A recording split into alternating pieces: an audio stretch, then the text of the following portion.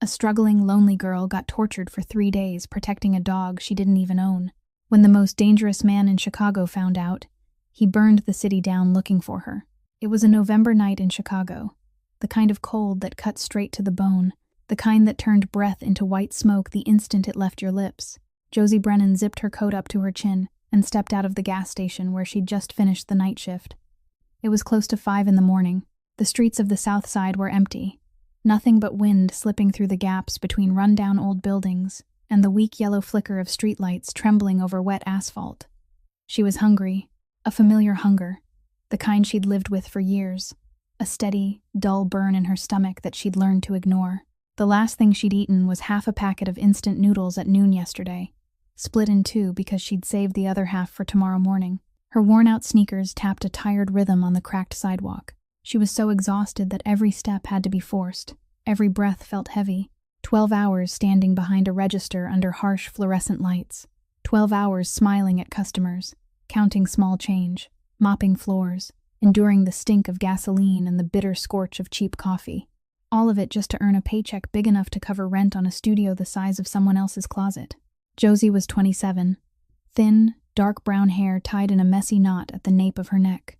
A sharp-angled face with gray eyes that always carried caution, the look of someone who learned far too early not to trust anyone.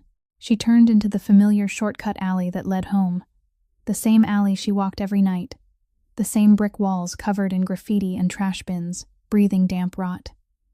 She wasn't afraid of the dark. She'd lived in darkness her whole life, in every sense of the word. Foster care since she was 4 years old. 7 foster families over 13 years, and not one of them kept her long enough for her to call it home. The last family was the worst, but that was a story she'd buried so deep that even in nightmares she only saw fragments, never the whole picture.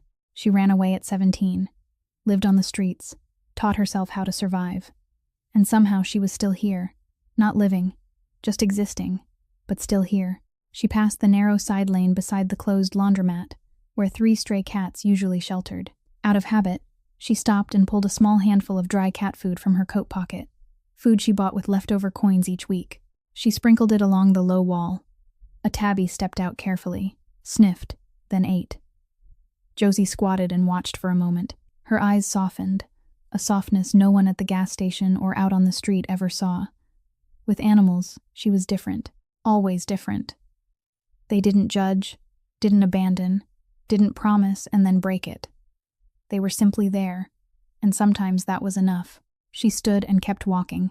Her studio was on the 3rd floor of an old building with no elevator, windows patched with tape, a heating system that had been broken since last winter and a landlord who couldn't be bothered to fix it.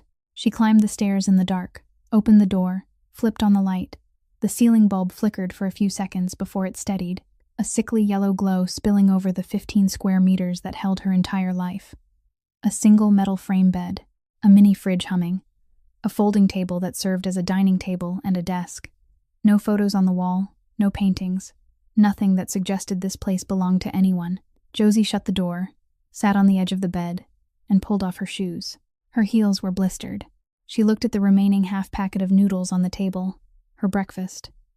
She thought about the second job, the prep shift at Ruthie's diner at 10 in the morning. 5 hours from now. 5 hours to sleep, if she could sleep. She lay down, pulled the blanket up, and closed her eyes. Outside, Chicago roared through the night. Car horns, someone shouting down on the street, wind screaming through the seams of a window held together by tape. Josie Brennan lay curled in the dark, alone, like every other night for the past 10 years. She didn't know that in less than 24 hours, she'd find a dying dog in an alley. She didn't know that dog belonged to the most dangerous man in Chicago. And she certainly didn't know that choosing not to abandon it would get her tortured for 3 straight days. But it would also change her life forever. If Josie's story touched you, please like and share so more people can hear it.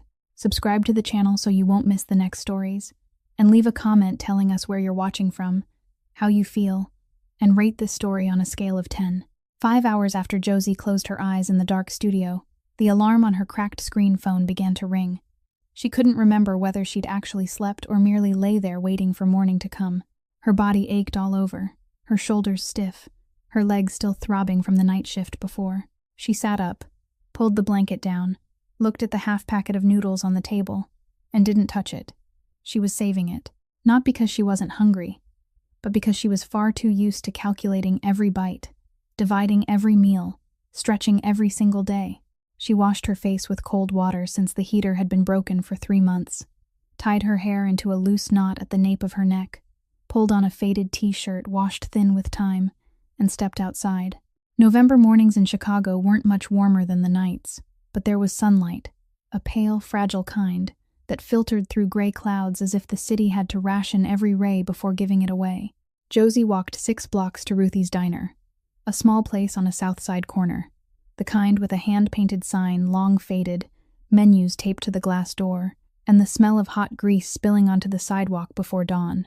Josie pushed through the back door into the kitchen, and before she could hang her coat on its hook, she heard Ruthie's voice from the main stove. "Josie Brennan, sit down." Ruthie stood by the gas range, a white apron stained with oil, salt and pepper hair twisted high, broad hands flipping eggs in a cast-iron pan. She was 58, solidly built, her back slightly bent from decades on her feet, but her voice had never bent. It was sharp, it carried, and it didn't accept argument. She pointed to a wooden chair beside the prep table, where a plate of eggs, 2 slices of toast, and a steaming cup of coffee were already waiting. "You eat first, then you work." Josie wanted to say she wasn't hungry, but they both knew that would be a lie. She sat down, picked up the fork, and ate. Not fast, not slow, the way someone eats who learned young to hide hunger. The way someone eats who doesn't want anyone to see that this might be the only decent meal of the day. Ruthie didn't look at her. She turned back to the stove, flipped eggs for customers, but her eyes slid over once, quick, just enough to confirm Josie was eating, and only then did she settle. Their relationship hadn't begun with stories or confessions. 2 years earlier, Josie had walked in asking for a job, thin enough that Ruthie looked at her and didn't ask about experience, only asked when she'd last eaten. Josie didn't answer. Ruthie set down a plate of rice, sat across from her, and said 4 words, "Eat first, then we'll talk." From that day on, Josie worked morning prep, the pay small but steady, and Ruthie always made sure she ate before her shift and had food to take home after. She didn't ask about foster care. She didn't ask about the past. She knew enough from the fragments Josie dropped over 2 years. The way she flinched when someone touched her shoulder, the nights she texted to swap shifts because she didn't want to walk home in the dark, the way she never sat with her back to a door. Ruthie understood without needing the whole story. And she gave Josie something 7 foster families never had: unconditional presence. "You don't need to thank me, girl. You just need to finish your plate." Ruthie said that at least 3 times a week, every time Josie tried to say thank you or tried to pay for the meal. She said it in a gruff voice, but her eyes were never gruff. The prep shift that day passed like any other. Josie washed dishes, chopped vegetables, wiped counters, helped clear tables when the diner grew crowded. Ruthie worked the stove, scolded the new kitchen hand for slicing onions too thick, complained about a regular who ordered his eggs well done, and then grumbled they were dry, and told a story about her neighbor's cat digging up her garden. Josie listened, smiling now and then, speaking little. She didn't need to speak much here. Ruthie's kitchen was the only place she was allowed to be quiet without anyone thinking she was strange. At the end of the shift, Josie hung up her apron and reached for her coat. Ruthie had already slipped a foil-wrapped bundle into her pocket. Inside was still warm chicken sandwich and 2 apples. Josie didn't need to open it to know. Ruthie did it every day, as if it were part of the job description and not kindness. Josie paused at the back door and turned to look at Ruthie wiping down the prep table. Ruthie glanced up and met her eyes. "Get home safe, girl." Josie nodded and pushed the door open. Cold wind hit her face at once. She zipped her coat up, pressed a hand over the sandwich in her pocket, and began walking back toward the gas station for the night shift. She didn't turn around again. She didn't know she should have. She should have looked back. She should have taken one more long look at Ruthie's face under the pale yellow kitchen lights, because that afternoon was the last time anything in her life was still normal. At the same time, Josie stepped out of Ruthie's diner and headed toward the gas station for her night shift, on the other side of the city, on the 43rd floor of a glass tower overlooking the entire Chicago skyline. Another man was opening his eyes. Paxton Corey's penthouse spanned nearly 400 square meters, all dark interiors, black marble, leather sofas, smoked oak tables, curtains always drawn shut. There were no family photographs on the walls, no flowers. Nothing that suggested someone lived here instead of merely existed. The apartment cost more than the entire building where Josie rented her studio. Yet they shared the same thing. Emptiness. Paxton lay on his bed, eyes open but unmoving. 36 years old. Black hair cut short. Greek features sharp as if carved with a blade. A square jaw. Steel gray eyes that never revealed anything he didn't intend. His body carried the kind of strength forged, not gifted. Broad shoulders. Thick hands. Muscle concealed beneath expensive fabric. On his left chest was a tattoo of a serpent, coiled around ancient Greek letters no one dared ask about. He remained still for a few seconds longer, then felt the familiar weight at the foot of the bed. Aries. The Neapolitan Mastiff lay curled at the end of the mattress. 65 kilograms of flesh and bone and heavy folds of skin. Slate gray coat draped over a massive frame, a head the size of a pillow, resting on crossed paws. The dog wasn't asleep. He was watching Paxton with patient, clouded brown eyes, waiting for him to fully wake. His tail thumped once when Paxton shifted. Paxton sat up and reached down to stroke the dog's ear. The hand that had crushed throats, that had signed orders wiping entire rival families off the map, now moved gently over velvet fur as if touching something fragile. "Good morning, you lazy beast." His voice was low, almost a whisper, carrying a warmth no one in his empire had ever heard. He only spoke to Aries in that tone, in the voice that belonged to another version of Paxton Corey, the version that existed before his younger brother died. Aries let out a soft rumble and pushed his enormous head into Paxton's palm, tail wagging harder. Paxton closed his eyes for a second, fingers scratching behind the dog's ear in the exact place he loved. And in that moment his face changed. Not much, just enough. The line between his brows eased, his jaw unclenched, the corners of his eyes softened. Then he opened them and looked at the only photograph in the bedroom, placed on the nightstand in a tarnished silver frame. In the picture was a young man, much younger than him, round-faced, bright-eyed, smiling so widely it was hard to believe he carried the name Kor. Nico, his brother. Beside Nico in the photograph was Aries as a puppy, ears too large for his head, paws too big for his body, wrinkled muzzle staring seriously into the camera in a way that was almost comical. Nico held him in both arms, chin resting on the dog's head, grinning. The photo had been taken 3 years ago. Nico had died 2 years ago, shot 4 times in a parking lot behind the family restaurant, in broad daylight, over a territorial dispute Nico had nothing to do with. His brother wasn't in the life. Nico went to college, wanted to become a veterinarian, hated guns, hated violence, and was the only person in the world who could tell Paxton Corey he was living the wrong way without provoking his anger. Nico died, and the only thing he left behind was the dog. Paxton remembered the day he stood in the morgue identifying his brother's body. He remembered not crying. He remembered driving back to the penthouse and finding Aries sitting at the door waiting for Nico to come home, tail wagging, eyes bright, not knowing his owner would never walk through that door again. That night, Paxton sat on the floor holding the dog and said a single sentence: "I promise I'll keep him safe." From that moment on, Aries went everywhere with him, not because the dog was trained to, but because Paxton wouldn't allow him out of sight.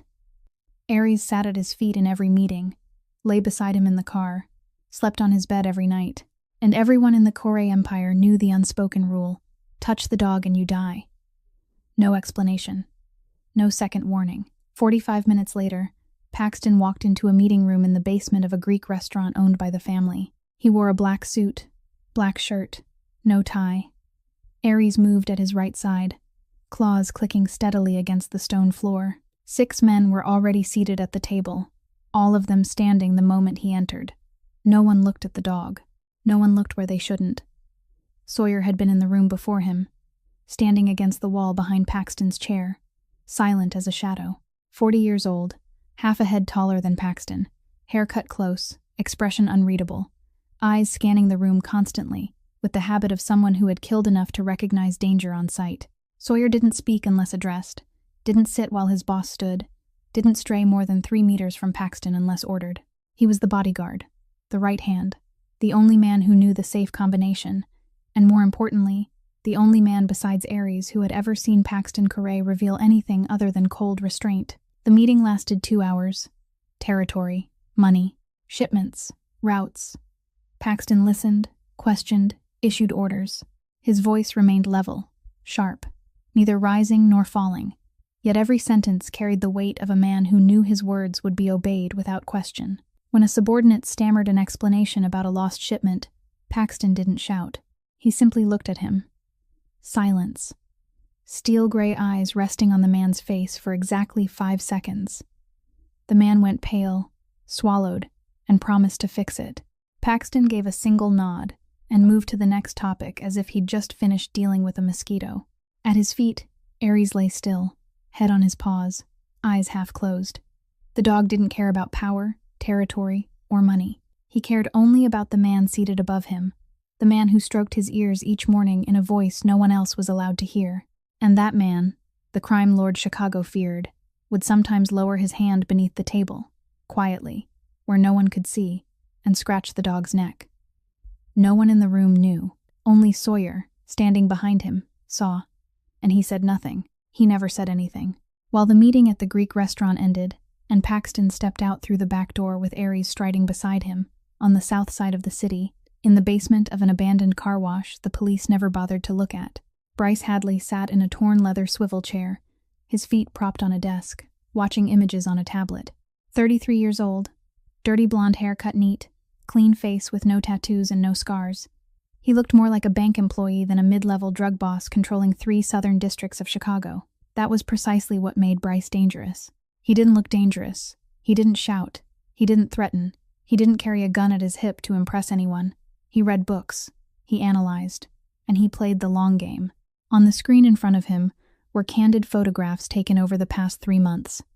Paxton Corey stepping out of a car, Aries at his side. Paxton sitting on his penthouse balcony, Aries at his feet. Paxton entering a restaurant, Aries following behind. Every image held the same constant, the dog. Bryce swiped through them slowly, his finger gliding across the screen as if he were reading a novel. He had spent 3 months studying Paxton Corey, not studying the empire, or the supply lines, or the territory, but studying the man. He knew he couldn't strike Paxton head-on. No one could. The Corey Empire had more guns, more money, more loyal men. A direct attack was suicide, but everyone had a weakness. Paxton Corey wasn't afraid of death. Bryce had confirmed that through 3 separate sources, the man had walked into gunfire without blinking. He wasn't afraid of losing money because money flowed back to him like water. He wasn't afraid of prison because no evidence had ever stuck to him. But the dog. Bryce zoomed in on a photograph of Paxton bending to stroke Aries' ear in a parking lot. The coldest face in Chicago softened in that instant, in a way that couldn't be mistaken. The dead brother's dog, he murmured to himself, his voice light, almost affectionate, as if admiring a clever move. The last keepsake. The only thing he still allows himself to love. He shut off the tablet and glanced at Abel, who stood against the wall waiting for orders. Abel was 29. Large, framed, rough-faced, cold-eyed, the kind of man born to follow instructions and never ask why. "Bring me the dog. Alive." Abel nodded without another word. Bryce leaned back in his chair, hands laced behind his head, eyes on the cracked ceiling. He smiled, the smile of a man who had just placed a piece on the board and knew his opponent hadn't seen it yet. That evening, Paxton had a second meeting at the restaurant, this time with shipping partners from the East Coast. The discussion ran long, complicated, demanding complete focus. Sawyer drove Paxton there, parked in the lot behind the restaurant, and as always remained in the car with Aries while the boss went inside. Aries lay on the back seat, wrinkled head resting against the doorframe, eyes half closed. Sawyer sat in the driver's seat, shoulders against the backrest, eyes scanning the rearview mirror out of habit. The parking lot was quiet. Streetlights flickered yellow. 2 cars were parked 20 meters away. Ordinary looking. Nothing that would draw a second glance. Sawyer didn't give them a second glance. That was the mistake. The gunshot cracked sharp and clean, 1 round through the driver's side window. Sawyer jerked left, his right hand clamping over his left shoulder where the bullet lodged into bone, blood spilling between his fingers. Before he could draw his weapon, the rear door was yanked open. 2 dark figures rushed in, one slamming Sawyer's head against the steering wheel, the other grabbing Aries by the chain collar. The dog growled and lunged, teeth sinking into the second man's arm, but a syringe plunged into his neck. Aries thrashed, the growl weakening. Then his massive body went limp. 15 seconds. From start to finish, 15 seconds.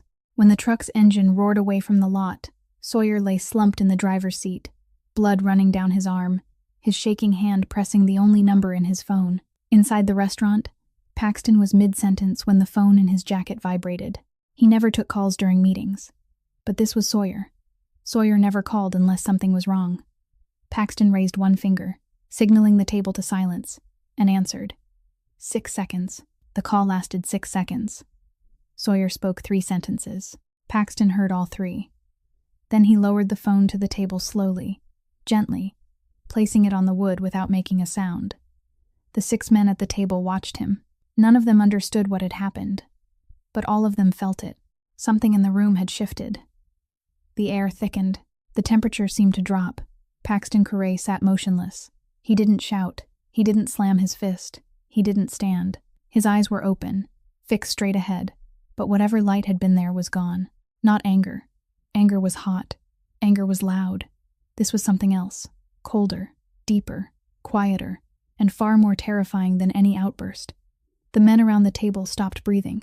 One subordinate almost spoke, but survival instinct sealed his mouth. 2 seconds. 3 seconds. 5 seconds. Absolute silence. Then Paxton spoke, his voice flat, low, steady, each word landing on the table like a bullet. Find my dog. At any cost. He rose to his feet. The chair slid back without a sound. He walked out of the room without looking back, without explanation. Within 1 hour, the order rippled through every corner of Chicago. Every soldier, every pair of eyes, every set of ears in the Correa Empire received the same message. Find the dog, bring him back, and find who took him. The city had never seen the Correa Empire move so fast, never seen so many dark figures spill into the streets in a single night, never felt fear spread so thick and heavy, all because of a dog. While the entire Corps Empire tore through every corner of Chicago that night, while Paxton sat in his dark penthouse staring at his phone waiting for news, while Sawyer lay on a sofa with his shoulder wrapped in white bandages already stained red, and continued making calls to direct each search team, Josie Brennan knew nothing about any of it. She only knew that her night shift at the gas station had just ended, that it was close to 5 in the morning, and that tonight was colder than the one before. Wind off Lake Michigan cut straight through the open South Side streets, slipping through her thin coat as if the fabric didn't exist. Josie lowered her head, shoved both hands deep into her pockets, and walked quickly along the familiar sidewalk. The same route every night, the same brick walls, the same flickering yellow streetlights, the same stillness of the city in that fragile hour between late night and dawn, when even Chicago seemed too tired to stay awake. She turned into the narrow alley beside the closed laundromat, where she stopped each night to feed the stray cats. Her hand had already reached into her pocket for the small handful of dry food when she realized there were no cats. Not one.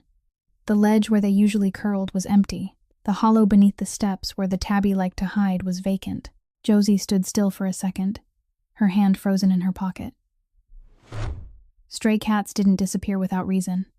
They disappeared when something bigger, something more dangerous, claimed their territory. Then she heard it. A groan. Low, heavy, from deep inside the alley behind a large dumpster pressed against the wall. Not a cat. Not a person. Something larger. Something in pain. Something desperate. Josie's first instinct told her to walk away. 10 years on, the streets had taught her that unfamiliar sounds in a dark alley at 5 in the morning were never good news. Keep walking. Go home. Lock the door. But her feet didn't listen. They carried her into the alley slowly, cautiously, one step at a time, while her mind screamed that this was stupid. She moved past the dumpster, the stench of damp rot and rust filling her lungs, and then she saw him. The dog lay on his side on the cold concrete beside a rusted pipe running along the wall.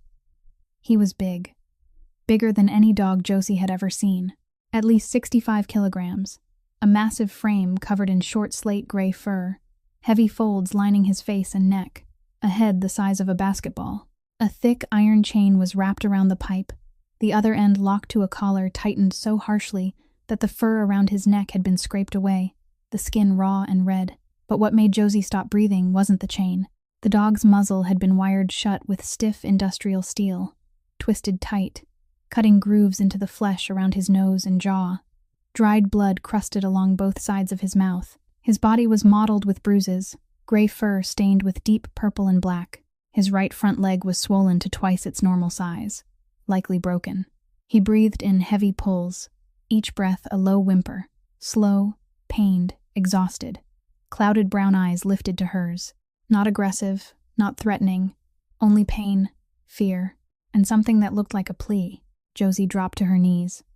Cold concrete bit through her jeans. Her hands trembled, not from the cold, but from a surge of fury so sudden and violent she had to bite her lip to keep from screaming. Someone had done this. Someone had wired his mouth shut, chained him to a pipe, beaten him, and left him here to die in the freezing November night in Chicago. She reached out slowly so the dog could see her hand. He didn't growl. He didn't recoil. He only watched her with wet brown eyes and let out a faint sound, as if that was the only language he had left. Josie touched the steel wire around his muzzle. Hard, cold, twisted so tight she had to use both hands to unwind it. The metal sliced into her fingers, thin lines of red mixing with the dog's dried blood, but she didn't stop. She twisted, pulled, wrenched, her nails tore, her skin split, until the final loop slipped free. Aries released a long, broken sound when the pressure vanished, his jaw opening and closing slowly, as if he'd forgotten how to move it. He licked his lips, tasted blood, then looked up at her, and Josie looked back. 2 pairs of eyes met in the darkness of a South Side alley at 5 a.m. The clouded brown eyes of an abandoned dog, the gray eyes of an abandoned girl. Both of them knew exactly what that kind of pain looked like. Josie didn't know who the dog belonged to. She only knew he was too large, too well-bred, his fur too fine beneath the bruises to be a stray. Someone owned him. Someone beat him. Someone chained him here. She didn't think further, didn't calculate, didn't consider that she barely had enough money to feed herself, let alone a dog that weighed more than she did. She unlocked the chain, slipped her arm around his neck, and pulled. Aries struggled to stand, swaying. His right front leg lifted off the ground, all his weight shifting onto the remaining 3 legs and onto Josie's shoulder. She stumbled, nearly fell, but clutched his fur to steady them both. 65 kilograms leaning on 50. She stepped. He stepped. Slow, painful, 1 step at a time out of the alley, across cracked pavement, down the empty street, and up 3 flights of stairs with no elevator. Each step was torture for both of them. Josie panted, sweat sliding down her spine despite the freezing air. Aries whimpered with every movement but didn't stop, didn't collapse, didn't surrender. When she pushed open the studio door and they both fell inside, Josie hit the floor and the dog collapsed with her, and they lay there, 2 broken bodies tangled together in 15 square meters of flickering yellow light, breathing, just breathing. Josie didn't know how long she lay on the floor. Maybe 5 minutes, maybe 20. She only knew that when she finally opened her eyes, the dog was still half draped over her, heavy enough that she had to push hard to sit up. Aries whimpered when she moved, his right front leg swollen and curled inward, his eyes closing and opening again as he looked at her with complete exhaustion but no fear. He wasn't afraid of her. That alone was enough to make Josie get to her feet. She looked around her 15 square meter studio and, for the first time, realized how small it truly was, with an extra 65 kilograms of living creature stretched across the floor. The bathroom. She needed warm water, needed to wash away the blood, needed to see those injuries clearly. She wasn't a doctor, wasn't a veterinarian, but she had once stitched a gash in her own leg with a sewing needle and regular thread at 16, so at least she knew what blood looked like, and knew that wounds left dirty would fester. She dragged Aries toward the bathroom. Dragged wasn't quite the right word. She coaxed him, because the dog weighed twice as much as she did, and she couldn't force him to do anything. She crouched on the bathroom tiles, patted the floor gently, and called him in the softest voice she had. "Come here. Come on." Aries looked at her, then slowly, painfully, pulled himself inside. He filled the bathroom completely, literally every inch. Josie had to curl herself into the corner of the tub, knees drawn up, back against the cold ceramic wall, just to have space to work. The hot water heater had been broken since last winter, so she boiled 2 pots of water on the stove, carried them in, poured them into a plastic basin. She tore an old towel into strips, dipped them into the warm water, and began to clean, gently, slowly, 1 bruise at a time, 1 patch of dried blood at a time. Aries whimpered when she touched a tender spot, his body tensing, but he didn't pull away. He didn't growl. He didn't bare his teeth. He only watched her with clouded brown eyes, patient, as if he understood that this hand was different. This hand didn't strike.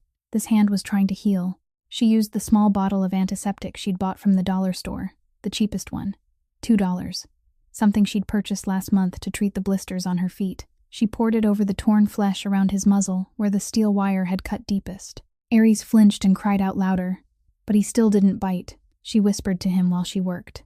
Nothing meaningful, just soft, steady sounds repeated over and over. The kind of sounds she'd once wished someone would say to her when she was young and hurting. When the wounds were as clean as she could make them, she looked around for food. The mini fridge held half a packet of noodles, the breakfast she'd saved, 1 can of tuna, nothing else. She cooked the noodles, mixed in the tuna, poured it into a plastic bowl, and set it in front of Aries along with a bowl of clean water. The dog lifted his head, sniffed, and began to eat. Not fast, not frantic, the way an animal eats who's known hunger and doesn't trust that food will still be there if he hesitates. Josie sat and watched him. Her stomach was hollow, twisting in on itself, but she smiled, a small smile, meant for no one but the dog. The smile of someone who had just given away the last thing she owned and didn't feel deprived. Aries licked the bowl clean, licked the water bowl clean. Then he turned to her, his massive, wrinkled head moving slowly until it settled in her lap, heavy, warm. His ears drooped to either side, his brown eyes half closed in trust so complete and absolute that only animals know how to give it, without proof, without promises, only feeling. Josie sat on the tiny bathroom floor of her 15-square-meter studio, her back against the sink. A 65-kilogram dog curled into her, and for the first time in years, she cried. Not from pain, not from exhaustion, not from hunger, or cold, or loneliness. She cried because a living creature needed her, and because she, for the first time since she'd run away from her last foster home at 17, needed someone too. She wrapped both arms around the dog's neck, pressed her face into the warm slate-gray fur, and cried until there were no tears left. Then she whispered, her voice breaking, so soft only Aries could hear. I don't know who you belong to, but tonight you're mine, and I won't let anyone hurt you again. Aries licked the tears from her cheek. His tongue was warm, rough, surprisingly gentle for something so large. Then his tail moved. Once, slow, weak, but clear. Josie opened her eyes and didn't know where she was. Then she felt the cold tile beneath her back, the stiffness in her neck from sleeping upright all night, and the warm weight across her thighs. Aries. The massive wrinkled head was still resting in her lap, brown eyes open, watching her with the quiet patience of a creature that had been awake for a long time but hadn't moved because he didn't want to wake her. Early light filtered through the tape-patched window, pale and thin, falling in slanted stripes across the tiny bathroom floor. Josie looked down at the dog. The dog looked up at her, and she felt something so unfamiliar it took her a few seconds to recognize it. Not alone. For the first time in 10 years, she had woken beside something alive, something warm, breathing, and choosing to stay. She sat there a while longer, her hand stroking Aries' ear, unwilling to break the moment. But her stomach cramped with hunger, and the dog needed water. She stood carefully, lowering his head to the floor, and shuffled into the kitchen. She boiled water in a small pot on the gas stove and made her last packet of instant coffee, the kind she bought 10 for $1 at the discount store. She poured fresh water into a plastic bowl for Aries. The dog limped out of the bathroom, his right front leg still lifted off the ground, moving slowly but determined enough to reach the bowl and drink. Josie sat on the kitchen floor, her back against the mini fridge, both hands wrapped around the hot cup, watching the enormous dog bend to drink from a cheap plastic bowl on the cracked tile of her 4-square-meter kitchen. The most ordinary moment in the world. A girl drinking coffee, a dog drinking water, morning light slipping through a taped window. To anyone else it would have meant nothing. To Josie it was everything. Then came the pounding on the door, hard, relentless, not knocking, fists, kicks. The entire studio shook. Coffee sloshed over the rim of her cup. Aries lifted his head, ears rising, body stiffening, a low growl vibrating deep in his chest. Josie froze for a second. Her heart slammed into her throat. 10 years alone had taught her that no one pounded on a door like that to bring good news. The next second instinct took over. She set the cup down, grabbed Aries by the collar, and dragged him toward the bathroom. The dog weighed twice as much as she did, but he felt her urgency and followed, limping as fast as he could. Josie shoved him inside, shut the door, turned the lock, and spun back around. The fifth kick, the sixth. The hinges trembled. Dust shook loose from the frame. The seventh kick and the door burst inward, the cheap lock ripping free from rotted wood, the panel slamming against the wall. 3 men stepped inside. The first was Abel, broad-shouldered, rough-faced, cold-eyed, the man Bryce Hadley had sent to steal Aries the night before. The 2 behind him were smaller, carrying metal bats and rope. Abel scanned the tiny studio, his gaze sweeping over the bed, the table, the floor, then stopping on Josie. He wasn't surprised to see her. A security camera in the alley near the laundromat had shown Bryce enough. A thin, brown-haired girl dragging a massive dog through the night. Finding her address had taken only hours. "Bring out the dog," Abel said, his voice flat, not threatening because he didn't need to be. He was twice her size and had 2 men with weapons behind him. Josie stood in the middle of the room, small in her faded shirt, hair tangled, face pale with fear. She was shaking. Truly shaking, from her fingertips to her knees. But she didn't step back. She moved sideways, placing herself in front of the bathroom door where Aries was scratching and growling on the other side, and she said one word. "No." Abel looked at her. She looked back. He tilted his head slightly, as if he hadn't heard correctly, then stepped forward. Fast. One hand grabbed her arm, yanked her away from the bathroom, and threw her aside. Josie hit the floor, her head striking the iron bed frame, stars bursting in her vision. She tried to get up, and the second man kicked her in the stomach, folding her in half, knocking the air from her lungs. The third backhanded her so hard she spun halfway around, blood from her split lip spraying onto the tile. Inside the bathroom, Aries heard everything. The sound of Josie falling, the sound of her choking breath, and the 65-kilogram dog, leg broken, body bruised, hurled himself against the bathroom door with all the force he had left. The thin wood gave way. Aries burst out, jaws open, a growl ripping from deep in his chest. Brown eyes turned into something wild. He launched at Abel, teeth clamping down on his forearm, locking.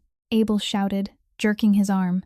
But when a Neapolitan Mastiff locks his jaw, it doesn't release. The second man swung the metal bat. It struck Aries in the ribs. The dog cried out, his grip slipping, staggering. The third swung again, this time into the already shattered right front leg. Aries collapsed, a sound tearing from him, the cry of an animal that had given everything, and still it wasn't enough. Abel snapped a chain around his neck, fast and brutal, tightening the steel collar. Josie crawled across the floor, blood dripping from her mouth onto the tiles, reaching for Aries, trying to scream, though the kick to her stomach had stolen her breath. Don't touch him." Abel didn't listen. He dragged Aries out. The second man grabbed Josie, stuffed a cloth into her mouth, tied her hands behind her back with rope. They were both thrown into the back of a truck waiting in the alley. Aries lay on one side, chain biting into his neck, breathing heavy, his right leg now completely useless. Josie lay on the other, mouth gagged, eyes wet, staring at the dog through the darkness of the truck bed. Aries looked back at her. His tail didn't move. His eyes were dark, deep, desperate, but he didn't look away. He looked at her, and she looked at him. The entire jolting ride across broken pavement toward an abandoned warehouse in the industrial west side of Chicago, where Bryce Hadley was already waiting. The warehouse sat at the far edge of an abandoned industrial district on the west side of Chicago, the kind of place even rats had given up on long ago. Gray concrete walls, a ceiling 10 meters high crossed with rusted steel beams, a cracked concrete floor stained with old engine oil. 4 fluorescent lights hung from exposed wiring, 2 dead, 2 flickering without rhythm, casting a sickly yellow glow that made everything look like a scene from a low-budget horror film. It was cold enough that breath turned to smoke. The air smelled of oil, rust, damp cement, and something sour that took Josie a moment to recognize as the scent of her own fear. She was tied to a metal chair in the center of the warehouse. The chair was bolted to the floor. It didn't move. It didn't shift. Rope bound her wrists to the armrests, tight enough that every small movement scraped skin raw. Her ankles were lashed to the legs of the chair. She wasn't going anywhere. About 10 meters away, in the opposite corner, Aries was chained to a steel column. The chain was short, tight against his collar, forcing him to lie down or sit but never fully stand. close enough that Josie could see the brown of his eyes beneath the flickering light, far enough that she couldn't touch him. The distance was intentional. She knew that. They wanted her to see him. Abel stood in front of her, sleeves rolled up, calm as a man beginning his morning shift. The other two sat on wooden crates behind him, smoking, watching as if this were entertainment. Abel asked, "Where did you get the dog?" Josie answered, "In an alley." "Who told you to take him?" "No one. I saw he was hurt. I brought him home." "Do you know who the dog belongs to?" "No." "Do you know Paxton Corr?" "No." "I don't know who Paxton Corey is." Abel didn't believe her. Or maybe he didn't care whether she was telling the truth, because he hit her immediately after the answer. Not with a bat, not with a tool, just his fist. One punch to the stomach that folded her forward and stole the air from her lungs, tears springing from her eyes without permission. Then a slap, sharp and precise, snapping her head to the left, reopening the split in her lip, blood spraying again. Then the question repeated. The same question, the same answer, the same result. Josie lost track of how many times he struck her. After a while, the world reduced itself to a pattern. Question, silence, pain, question, silence, pain. Her lips split further. Blood ran from her nose down her chin and onto her shirt. Her wrists turned dark with bruises, where the rope cut deeper each time she flinched. She didn't scream, not because she was brave, but because she'd forgotten how. Foster care had taught her that screaming didn't bring help. No one came when she screamed. Then Abel stopped. He turned and walked toward Aries. The dog growled when he approached, teeth bared, chain rattling against steel. Abel didn't hesitate. He drove his boot into Aries's ribs, hard, the leather toe slamming into bone. Aries yelped, body curling inward, the sound echoing against the empty concrete walls. Josie heard that sound and something inside her broke. Not bone, not skin, the last thin barrier between fear and something stronger than fear. She screamed. The first real scream, her voice cracking, raw, filling the warehouse. "Don't hit the dog. Hit me. Hit me instead." Abel paused, his foot still near Aries's side. He turned slowly to look at her, tilting his head as if she'd just offered something interesting. The two men behind him stopped smoking. They watched her. Josie was shaking, face smeared with blood, eyes wet but unblinking as she stared straight at him. "Hit me, not him. I can take it." Abel studied her for 3 seconds more, then smiled. A slow, cold smile. The smile of a man who'd just discovered a more entertaining game. "Fine." He walked back toward her. And the first day truly began. Josie didn't remember when it ended. Only that at some point the flickering lights blurred into streaks, Abel's voice dissolved into a dull hum, and pain became a constant background noise like white static. Then they left. Lights off. The iron door slammed shut. An engine roared, faded, disappeared. Silence, darkness, bitter cold. The rope around one of her wrists had been loosened when they untied her briefly to force water between her lips. She wrenched the other free herself, skin tearing as it slid against coarse fibers. She slipped from the chair and collapsed onto the concrete floor, lying there for a moment just to breathe. Then she crawled, 10 meters. 10 meters from the chair to the corner where Aries was chained. She dragged herself across the freezing floor, bruised hands pushing inch by inch, knees scraping against rough cement, until her fingers touched slate-gray fur. Aries whimpered when she reached him, but not from fear. He shifted closer, his 65-kilogram body pressing against hers, blocking the draft that seeped through cracks in the metal door. Josie curled beside him, face buried against his neck, arms wrapped around his thick body, trembling, cold, hurt, afraid. But not alone. She whispered into the darkness. Told Aries about the 3 stray cats outside the laundromat. The tabby who rubbed against her legs. The black one too shy to eat first. The calico who was fattest because she stole from the others. She told him about Ruthie, the stubborn old woman who forced her to eat breakfast every day and slipped sandwiches into her coat pocket. She told him about a dream she'd never spoken aloud. A small house somewhere outside Chicago. A backyard with green grass. Space for a dog to run. "You know something. You're the most beautiful thing I've ever found." Aries let out a soft rumble, his tail thudding once against the concrete, his brown eyes never leaving her in the dark. 2 abandoned creatures curled into each other on the frozen warehouse floor, and somehow, between concrete and chain and dried blood, They kept each other alive through the first night. On the morning of the second day, the iron warehouse door opened again. Abel walked in with the same two men, carrying coffee, cigarettes, and the patience of someone who treated violence like an office job. Josie had dragged herself back toward the chair before they arrived, curling on the floor beside it because she didn't have the strength to climb onto it alone. Abel looked at her without speaking, hauled her up, tied her back in place. He asked the same questions. Who told you to take the dog? Who are you working for? Josie gave the same answers. No one. I found him. I don't know anything. Abel didn't believe her. Or maybe belief no longer mattered. The second day was heavier. Josie knew because she heard her own bone break. The sound was clear, dry, sharp, when the toe of Abel's boot drove into her left ribs. A crack. Not one. Two. The pain was so bright the world went white for 2 seconds. She couldn't breathe. Her mouth opened, but no air came. Her lungs refused to work. She folded over in the chair, face turning gray, until finally a thin breath forced its way in, shallow and burning, like inhaling knives. After that, every breath was torture. Abel pulled out a cigarette, lit it, took a long drag and watched her through the smoke. He held the cigarette between 2 fingers, turned the glowing tip toward her hand tied to the armrest, and pressed it down. Josie bit her lip, bit hard enough that blood ran down her chin, but she didn't scream. Not because it didn't hurt. It hurt so badly her vision flashed, and her body jerked against the ropes, driving the coarse fibers deeper into her wrists. She didn't scream because she could see Aries in the opposite corner. She could see him thrashing against the chain every time she made a sound, the metal collar tearing skin from his neck, blood seeping into gray fur. She knew that if she screamed, he'd pull harder. He'd hurt himself worse. He'd kill himself trying to reach her. So she swallowed the sound and let it die inside her. The smell of burning skin filled the air, tobacco and flesh. Aries growled wildly, the sound vibrating through the warehouse, chain slamming against steel with violent clangs. But the chain was too short and the dog too broken to break free. He could only watch and growl and strain until his skin tore, unable to reach her.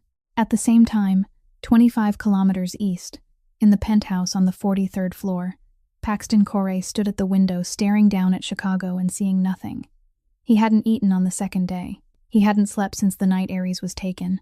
Sawyer stood behind him, left shoulder wrapped in white bandages, arm suspended in a sling, face gray with exhaustion but still on the phone, issuing orders, receiving reports, tearing through every inch of the city. Nothing. The Corey empire controlled half of Chicago, but Bryce had hidden the dog more carefully than Paxton anticipated.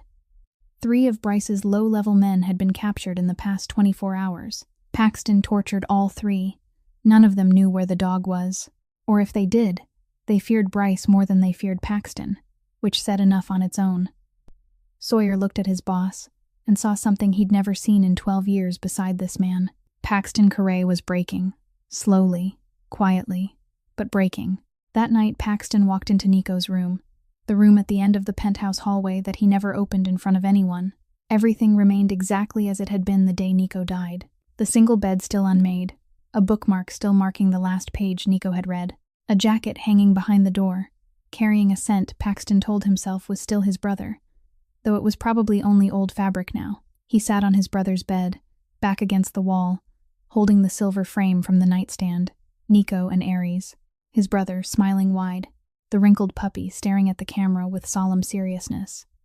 The photograph had been taken 3 years ago in the family restaurant kitchen. Nico had just brought Aries home, had just bathed him, the fur still fluffed and unruly, Nico cradling him like an infant.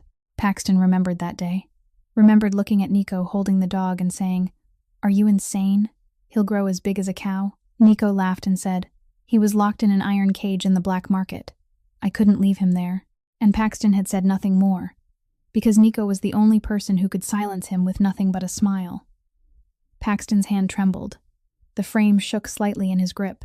Sawyer stood at the partially open door and saw it, and for the first time in 12 years, he wanted to look away because he couldn't bear what he was witnessing. Paxton Corey, the man Chicago feared, sitting on his dead brother's bed, clutching a photograph, whispering, "I promised you. I promised." That night in the warehouse, Abel and his men left again. Darkness returned. Cold returned. Josie crawled to Aries and curled beside him, each breath a blade because of the broken ribs. her burned hand throbbing when it brushed his fur. Aries pressed himself against her, resting his head against her stomach, letting out a soft, aching sound. They both shook from the cold. Josie wanted to tell stories like she had the night before, but her voice was nearly gone. Instead, she sang, soft, barely audible, almost just breath shaped into melody. A lullaby an elderly woman from her third foster home had once sung to her, the only kind home she'd known, where she'd stayed 6 months before the system moved her again for administrative reasons no one explained. Josie had forgotten the woman's name. She hadn't forgotten the song. The melody was simple, the words gentle, the kind of song meant to carry a child safely into sleep. She sang it in a cracked whisper, each note hurting because her broken ribs pressed against her lungs. Aries stopped whimpering when he heard it. The massive dog lay still, head against her abdomen, brown eyes slowly closing, breathing steadying. Josie sang until her voice disappeared completely, until there was nothing left but silence and breath, and 2 battered bodies pressed together on the freezing concrete floor, 2 abandoned souls holding each other alive through the second night. On the third day, Josie couldn't fully open her eyes. Her left eyelid was swollen shut. The right could only part a thin slit, just enough to catch the flicker of fluorescent light through a haze of tears and dried blood.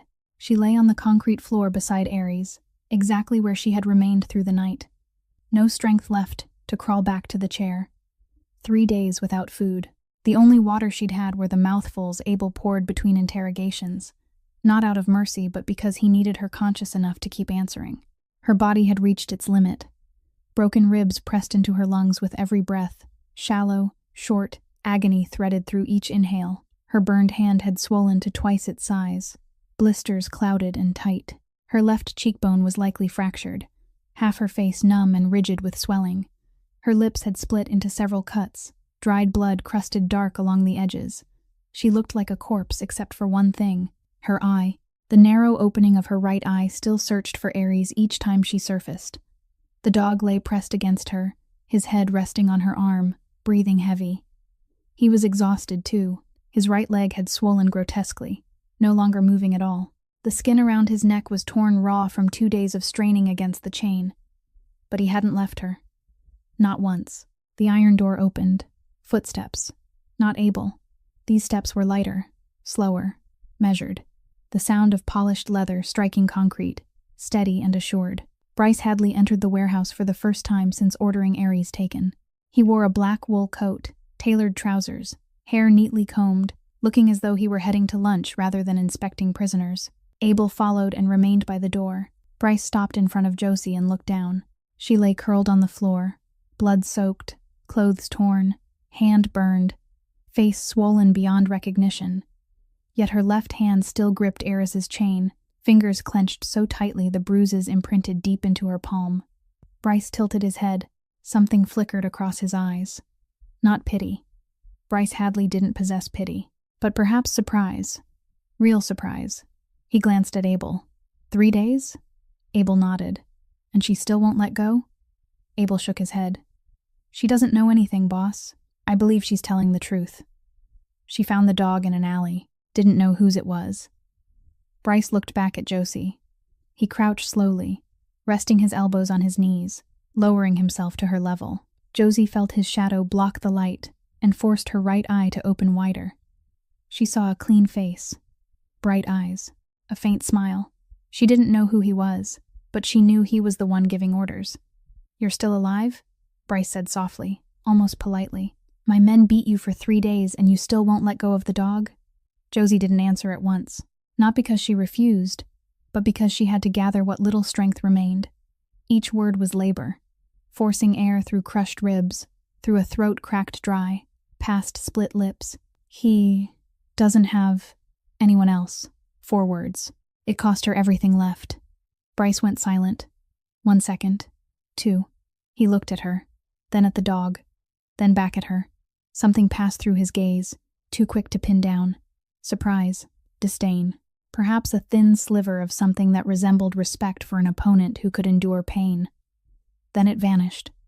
His eyes returned to their normal state, cool, bright, calculating. He stood, brushed imaginary dust from his knees, turned to Abel. "Record it." He pointed at Josie and Aries. "Get them both in the frame. I want her and the dog together. Abel took out his phone and began filming. Bryce looked down at Josie one last time. You don't know who I'm sending this to, but he'll want to see it. He walked away, leather soles striking concrete, fading, gone. The iron door shut. Abel finished recording, sent the video along with a message and a set of coordinates Josie didn't know were false. Bait meant to draw Paxton into a trap. Then he left as well. Darkness. Silence. Cold. Josie lay on the floor, breathing in shallow waves of pain. She knew she was dying. Not in a dramatic sense, not in fear, but in the quiet, clinical way the body tells you it's shutting down. She turned her head toward Aries. The dog looked back at her, brown eyes clouded in the dark, still there, still unbroken. Josie lifted her left hand, the one gripping the chain, and pulled him closer. Every centimeter was agony, but she pulled until she felt warm slate-gray fur press against her chest. She whispered, her voice barely more than shaped breath. I'm sorry. I couldn't save you. Aries looked at her. Then he did the one thing he'd done since the beginning, the simplest and most devastating thing in the world. He licked her hand, the hand crusted with dried blood, blistered, skin torn. He licked gently, slowly, with that warm, rough tongue, as if saying in the only language he knew that she didn't need to apologize, that she had been enough, more than enough. Then he lowered himself carefully, placing his massive head on her chest, mindful even in his pain of her broken ribs, and closed his eyes. Then I'll stay here with you. Josie closed her eyes, her fingers still wrapped around the chain. She didn't let go. Consciousness slipped away slowly, like receding tide, until there was only darkness, and the weight of the dog against her, and the sound of his heartbeat against her ear. Steady, slow, still there. She didn't know the video Abel had just recorded was already moving through encrypted networks, hopping across 3 servers, and would reach the most dangerous man in Chicago within an hour. She didn't know that what he would do after watching it would make the entire underworld of the city tremble. 4 hours. Sawyer needed exactly 4 hours. He called in every pair of eyes on the street, every informant, every addict who owed money, every pawn shop owner, every night taxi driver, every woman working a corner who had a habit of memorizing license plates. The Corey intelligence network wasn't high technology. It was people, hundreds of people scattered across Chicago who understood one simple rule. When Paxton Corey asked, you answered. And if you didn't answer, you prayed. The lead came from the least expected source. A heroin addict sleeping beneath an overpass in the Western Industrial District. He'd been awake all night fighting withdrawal, and had noticed a white cargo van pulling into the last warehouse on the road 3 nights in a row at the same hour. He recognized Abel. He'd bought product once from Bryce's network. He sold the information to Sawyer's men for $200, and a promise no one would touch him. $200. That was the price of finding where Josie was slowly dying on a concrete floor. Midnight of the 3rd night. The abandoned industrial zone on Chicago's west side, where streetlights had long since died and weeds pushed through cracks in the asphalt. 20 men, armed, sitting in 5 black vehicles parked 200 meters from the warehouse. Headlights off, engines idling low. Sawyer sat in the driver's seat of the first car, his left shoulder still wrapped in white bandages, his right hand gripping a gun. He checked the rearview mirror. Paxton sat in the back seat, silent, steel-gray eyes fixed on the warehouse at the end of the road. He'd changed into a fresh suit, but hadn't shaved, hadn't combed his hair. His eyes carried something Sawyer had seen only once before, the day they identified Nico's body at the morgue. Boss, let me lead the entry. Sawyer's voice was low, professional. He already knew the answer, but he had to say it. No, one word. Paxton opened the car door and stepped out. That was all. Sawyer exhaled and followed. 20 men moved through the darkness like wolves. No flashlights, no chatter, only the crunch of boots on broken concrete and the quiet click of weapons being readied. The warehouse had 2 entrances, the main steel door at the front and an emergency exit at the back. Sawyer split the team, 10 at each door. Paxton stood at the front. Inside, 2 of Bryce's guards were playing cards on wooden crates, guns resting on the table, unsuspecting. 3, 2, 1. The steel door exploded inward under a battering ram. 20 men flooded in from both sides at once. Shouts, Gunfire. Metal striking metal. The two guards raised their hands before they could even reach their weapons. Forced to the ground. Bound. Gagged. From a small room at the back, Abel burst out, gun in hand, firing once into the wall. The second shot never came. A bullet from Paxton's men tore into his right knee. Abel collapsed, screaming, the gun skidding across the floor. Bound in 10 seconds. The remaining 3 scattered. 2 ran toward the rear exit and met 10 barrels aimed at their faces. They dropped to their knees. The last threw himself flat and pretended to be dead. No one cared. From start to finish. Less than 90 seconds. Silence returned to the warehouse. Gunsmoke drifted beneath the flickering fluorescent lights. Paxton's men stood scattered, weapons trained on the restrained captors, and Paxton walked past all of it, past the splintered steel door, past Abel writhing on the floor, past the guards lying face down, past the smoke and the smell of gunpowder. He walked straight ahead, not glancing sideways, not slowing, toward the corner where the light flickered weakest. Then he stopped, and the world of Paxton Corey shifted. The girl lay on the concrete, smaller than she had seemed on the video, so small she almost disappeared against the gray floor. Her face was caked in dried blood, swollen beyond recognition, clothes torn, hands blistered and burned, her body mapped in old wounds and new, and her left hand still gripped Ares's chain. Even unconscious, even when her body had given up, her hand had not. Ares lay pressed against her, his 65-kilogram frame curved around her like a wall of flesh. When he heard Paxton's footsteps, the dog lifted his head and growled. Weak, exhausted, but growled. At his own owner, at Paxton Core, because anyone approaching this girl was a threat until proven otherwise. Paxton stopped 2 steps away. Ares looked at him, whimpered softly. His tail gave one faint movement of recognition, but he didn't move away from Josie. The dog looked at Paxton, then down at the girl, then back at Paxton. And Paxton, who had read this dog for 5 years, understood. Save her first. He went to his knees. 20 armed men scattered across the warehouse witnessed something none of them had ever seen, and none would ever forget. Paxton Corey, the crime lord Chicago feared, slid his arms beneath the unconscious girl and lifted her, gently. So gently, it was as if he feared she might break. Her head fell against his chest, blood-matted hair brushing the expensive black fabric of his suit. Her blood soaked through the cloth and spread across his chest. He didn't look down. He didn't care. He carried her across the warehouse, past men frozen in place, his voice level but heavy enough to anchor the air. Get her to Pemberton. Now. A beat. If she dies, I burn this city to the ground. No one asked who she was. No one asked why. They opened a car door, flattened the back seat, and watched Paxton lower the girl into the vehicle with hands that trembled slightly, a tremor he didn't try to hide. Ares limped after them, 3 legs moving unevenly across the concrete, the 4th dragging uselessly behind, but he refused to fall back. When Paxton placed Josie inside, the dog hauled himself into the car beside her, lay down at her side, rested his massive head against her leg, and looked at Paxton with brown eyes that said more clearly than words ever could. Go. Now. She's dying. She didn't know where she was before she knew she was in pain. Pain came first.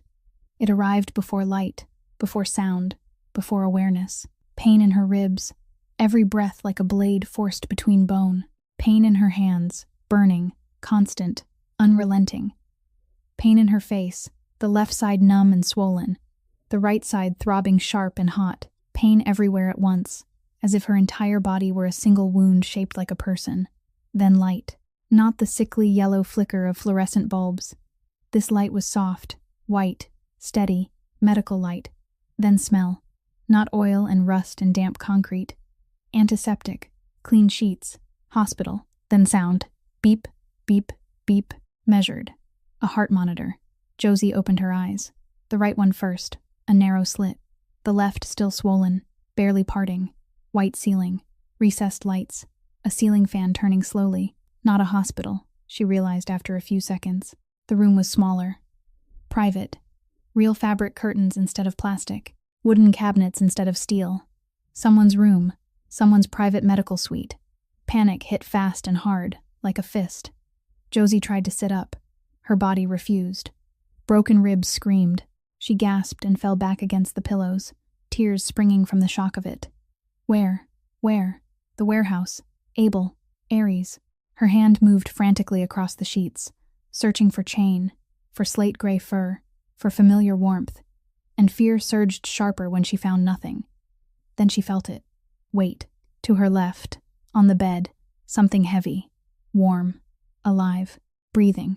She turned her head, forcing her swollen eye wider, and saw him, Aries. 65 kilograms of Neapolitan Mastiff curled on the mattress beside her, his massive body taking up more than half the bed.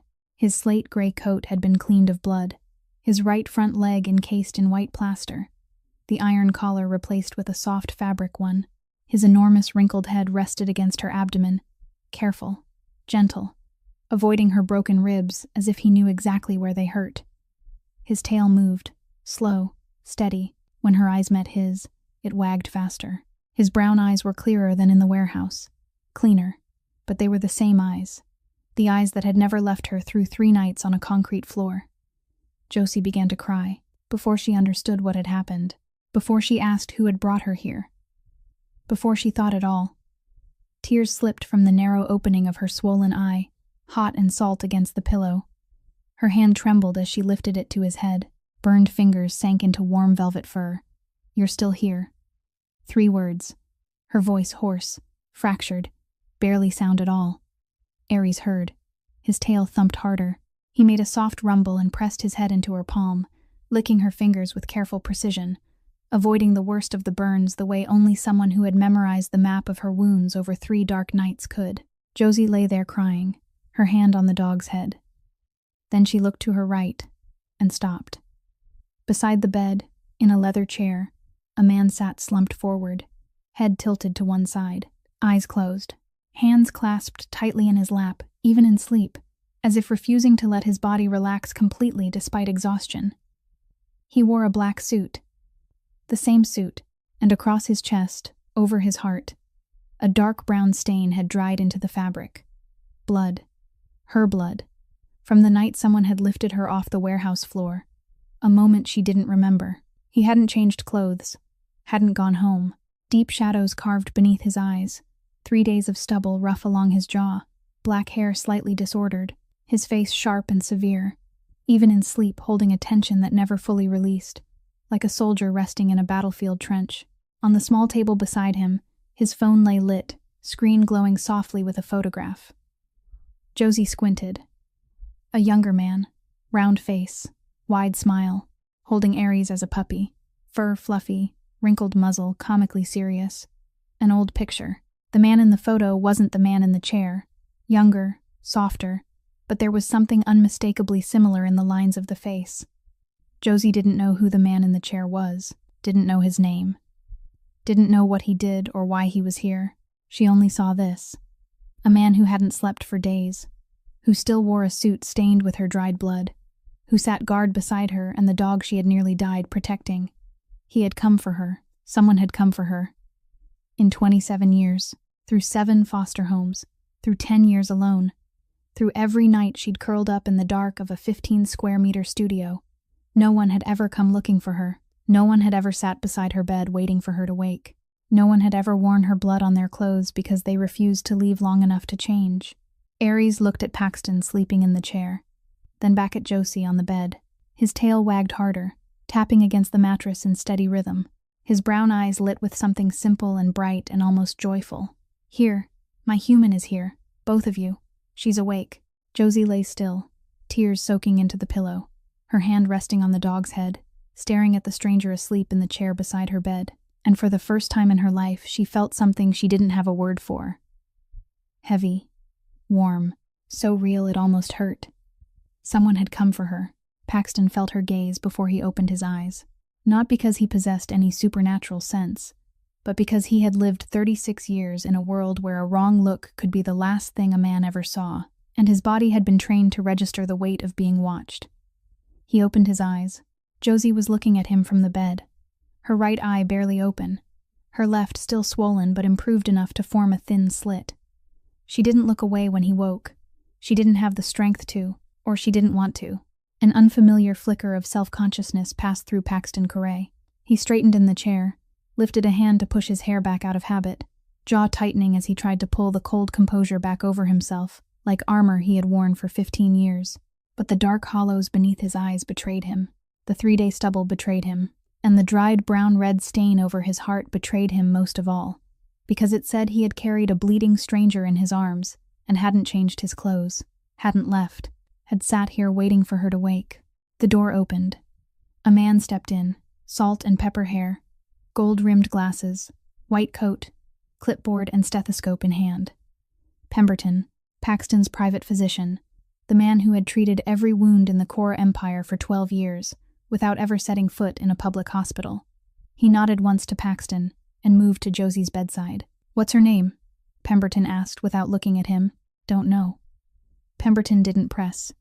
He examined Josie with quick, professional movements, careful enough not to cause more pain. Light in her eyes, stethoscope against her chest, gentle pressure to her abdomen, inspection of the burns on her hands. Then he turned to Paxton and listed the damage in a clinical, even tone, loud enough that Josie heard every word. 3 broken ribs, 7, 8, and 9 on the left side, 1 dangerously close to the pleural lining. 2nd-degree burns on both hands, thermal, consistent with direct contact from cigarettes, fractured left cheekbone, minor internal tearing near the spleen, bleeding controlled but needs monitoring, severe blood loss, severe dehydration, and significant malnutrition. Pemberton paused at the last item and looked at Paxton over the rim of his glasses. She was underweight long before she was taken. Body mass index under 17. She's been hungry for a long time. Not days. Chronic. Months. Maybe years. The room went still. The monitor continued its steady rhythm. Aries breathed evenly on the bed, and Paxton stood unmoving, gray eyes fixed on the swollen face of the girl in the bed, and the detail about hunger struck him in a way that 3 days of torture had not. 3 days of torture were cruel. But years of hunger were something else. Slower, quieter, in some ways more merciless, because no one specific caused it and no one cared enough to stop it. Pemberton closed his clipboard, set medication and instructions on the bedside table, nodded once to Paxton, and left. The door shut. Only 2 people and 1 dog remained. Paxton stood beside the bed, not sitting, looking down at Josie. She looked back, and he asked, "Why?" 1 word. Low. Even. But not cold. Josie didn't understand at first. Her eye blinked slowly, exhaustion heavy in the movement. "Why did you endure that for a dog that wasn't yours?" She was quiet, not because she lacked an answer, but because she had to gather enough air to speak. Each word pressed against her broken ribs. Her voice came out hoarse, slow, each word a separate effort. "Because no one deserves to be treated like that." She stopped, breathed shallowly, then continued. "Especially when they can't defend themselves." Paxton watched her. No visible reaction, no nod, no shake of his head, just watching. "You didn't know whose dog it was?" "No." "You didn't know who you were up against?" "No." Josie held his gaze, swollen eye narrowed but steady, and it didn't matter. 4 words, heavier than the list of injuries Pemberton had just recited. 4 words that said she had known she might die, and had still chosen not to let go. Not because she was brave, not because she was foolish, but because for her, abandoning something in pain had never been an option, no matter the cost. Paxton studied her for a long moment, sharply, as if decoding the blueprint of something he had never encountered in 36 years, spent in a world where everything had a price and everyone had a motive. This girl had no motive, no price. She simply hadn't let go of the dog. So simple it was almost incomprehensible. He turned and walked toward the door, steps steady, controlled, the familiar rhythm returning. At the threshold he paused, without looking back, and said over his shoulder, "You're staying here until you're fully healed." It wasn't a suggestion. The door closed. His footsteps receded down the hall and disappeared. The room fell quiet again, only the soft beeping of the monitor and the steady sound of Aries breathing. Josie lay on the bed, eyes on the ceiling, hand resting on the dog's head, everything that had just happened, turning slowly in her mind. She didn't know where she was, didn't know who that man was, didn't know why he had a private doctor and a private medical suite and footsteps people obeyed. She only knew that he had found her, had carried her out of that warehouse, and had sat beside her bed in a blood-stained suit until she woke. She turned her head toward Aries. The dog looked back at her, tail giving a small, contented thump. Brown eyes calm. "Who exactly is your human, you giant?" Aries licked her hand. He didn't answer. 3 days later, Josie could sit up. Not easily. Every time she lifted her back from the pillows, her broken ribs reminded her with a sharp, slicing pain. But she could sit. Propped against the stack of pillows Pemberton had arranged behind her, she looked at the room with fully open eyes for the first time. Her left eye had healed enough to open halfway. Her right was nearly normal. Her hands were still wrapped in white bandages, but the burning had dulled. She was weak. She was sore, but she was awake, and she was alive. Aries lay beside her on the bed, his wrinkled head resting on her thigh, his tail moving in a slow rhythm every time she shifted.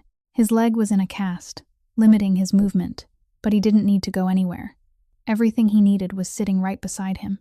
What Josie didn't know was that during the 3 days she had been recovering, her story had spread across the Chicago underworld.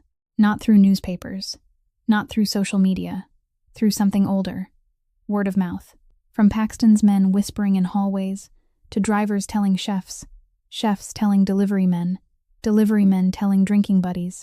The story moved from penthouse to street and back again, picking up layers each time, but the core never changed. A struggling girl. Small, thin, no money, just a tiny, crumbling room. No one.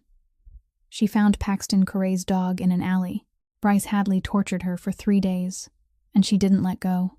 Not because she knew whose dog it was, not because anyone paid her, not for any reason their world could understand. She didn't let go because she refused to abandon something in pain. That was all. And in a world where everything had a price, that kind of simplicity left men with only one possible response: respect. On the morning of the 3rd day, Josie heard footsteps in the hallway. More than one pair, not 2, many, steady, sequential, like a quiet procession. The door opened. Sawyer entered first, his left arm still secured in a sling, his face as hard as ever, but his eyes softer in a way Josie didn't know was rare in him. He approached the bed without speaking, and placed a small black cloth box on the bedside table. Josie looked at the box, looked at him. He opened it. Inside lay a delicate silver bracelet, thin and finely made, a tiny engraved dog resembling Aries etched along the inside curve. "From me. You deserve it." 4 words, his tone flat, stripped of excess emotion, but enough. He closed the box, stepped aside, and nodded toward the door. After Sawyer came the 2nd man, then the 3rd, then the 4th, then dozens more. Josie sat on the bed and watched the line of men pass through her room, and she didn't understand what was happening. Most were large, scarred, tattooed, the kind of men she would have avoided eye contact with at 3 in the morning on the South Side. Paxton's men. Restaurant cooks, drivers, guards, allied bosses in tailored suits from the north side of the city.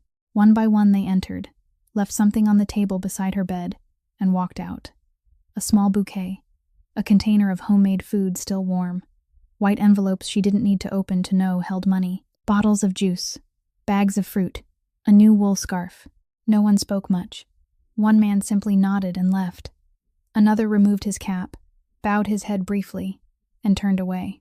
A huge man nearly 2 meters tall, arms covered in ink, stepped inside, looked at Aries on the bed, then dropped to one knee and gently rubbed the dog's ear with a hand the size of a skillet. He looked up at Josie.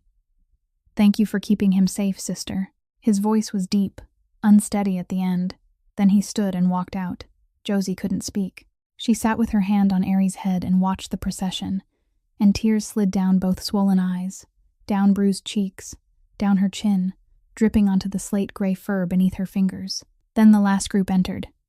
They were older, gray-haired, stooped, hands trembling.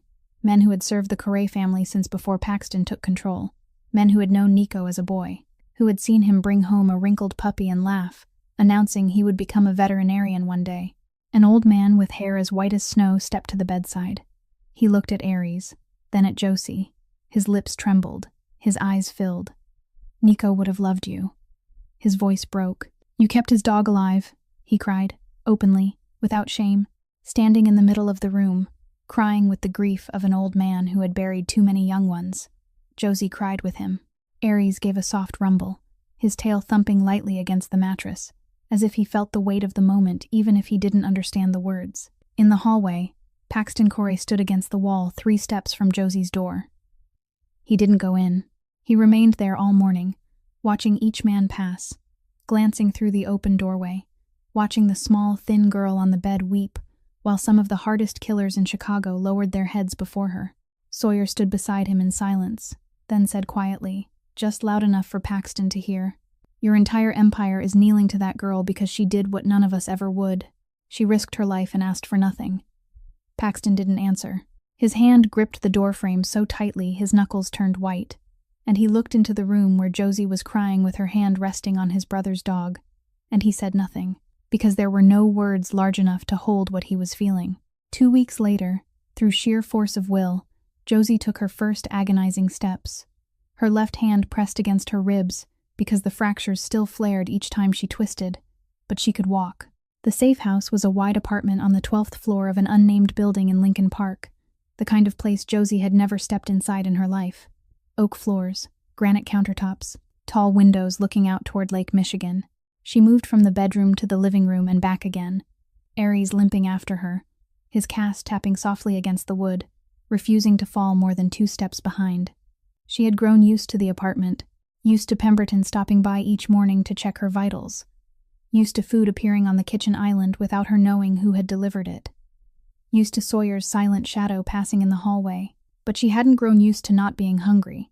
She ate 3 meals a day and still didn't believe it was real. That afternoon, the doorbell rang. Josie was sitting on the sofa with Aries stretched half on the floor, half across her legs. She looked up. The doorbell almost never rang here. Everyone who came and went used the keypad. Sawyer opened the door and stopped.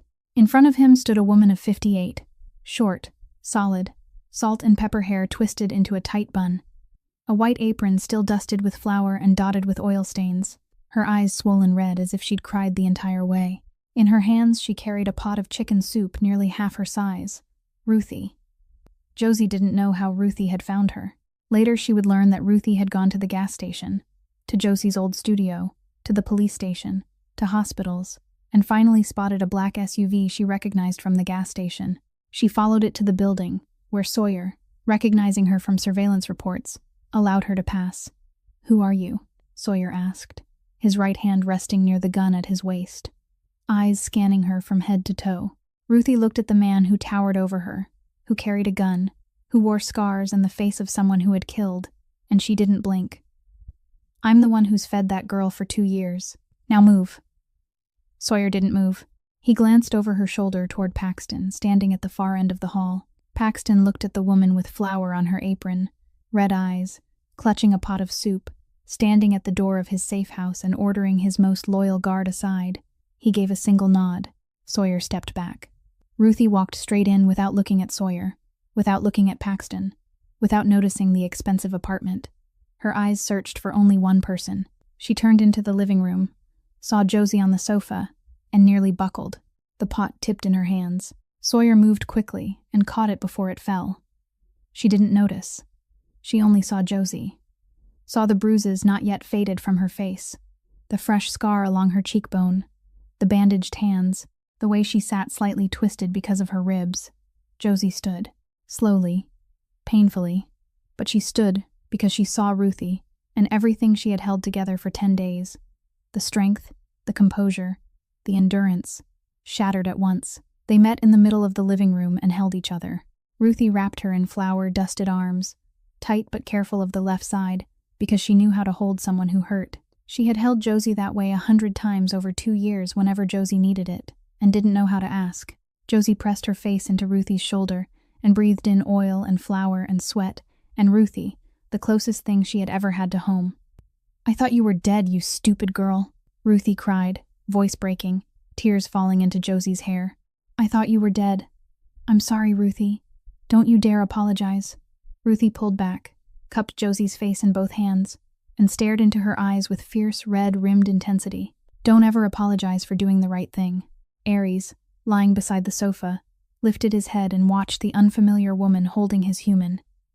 He didn't growl. He sniffed, wrinkled nose brushing her leg, then leaned his massive head against Ruthie's calf, tail giving a soft thump.